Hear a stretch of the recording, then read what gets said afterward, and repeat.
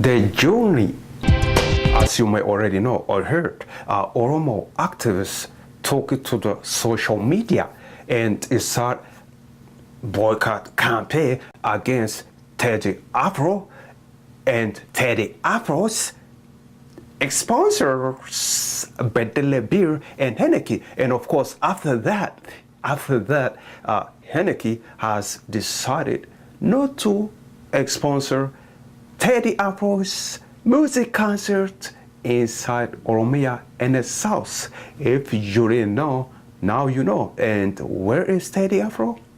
I don't know. We are the world.